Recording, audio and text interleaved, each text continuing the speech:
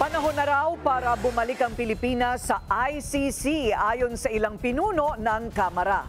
Pero hindi lahat ng mga mambabatas ang ayon sa ngayon. Alamin kung bakit sa agenda report ni Zandro Ochona.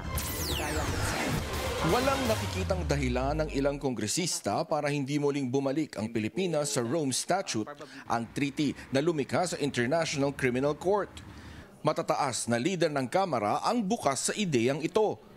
Personally, I don't see any problem why we shouldn't, diba?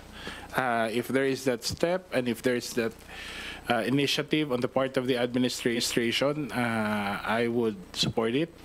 But then again, this is a matter for the administration to decide. Tingin nila paraan ang pagbabalik sa ICC para sa karagdagang korte na pwedeng sumaklolo sa sino mang naghahanap ng hustisya.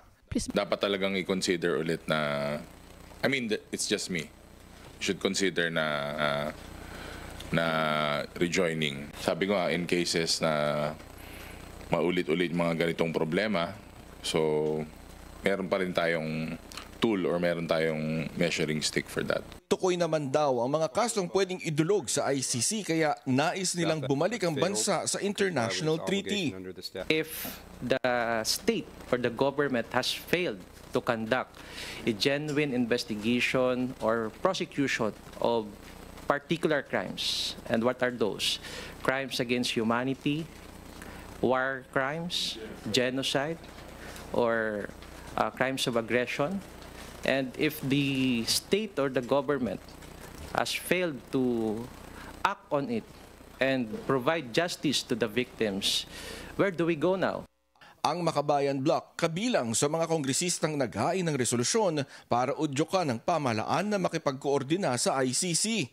Kaya kailangan ay bumalik na tayo doon para siyempre yung ating mga accountable officials na sinuman ay magkaroon din ng magkaroon din ng kahit papaano ay takot na gumawa ng krimen laban sa mga mamamayan.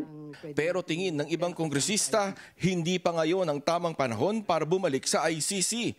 Mataas pa raw kasi ang emosyon ng mga Pilipino matapos arestuhin at dalhin sa The Hague ang dating Pangulong Duterte. Ayokong babalik tayo just because of any political inclination . Sa tingin ko, this exact moment, masyadong mainit yung mga damdamin ng both sides of the party. Yung pagbalik natin if ever sa ICC, dapat it's objective . Siguro, pag medyo malamig na yung issue, malamig na yung sitwasyon, pwede ulit pag-usapan. Matatanda ang unilateral o tanging ang administrasyong Duterte ang nagdesisyon para kumalas sa ICC. At kung magdesisyon ng kasalukuyang gobyerno na muling bumalik sa Rome Statute at maging bahagi ng ICC, kakailanganin lang nito ang concurrence o pagtango ng Senado.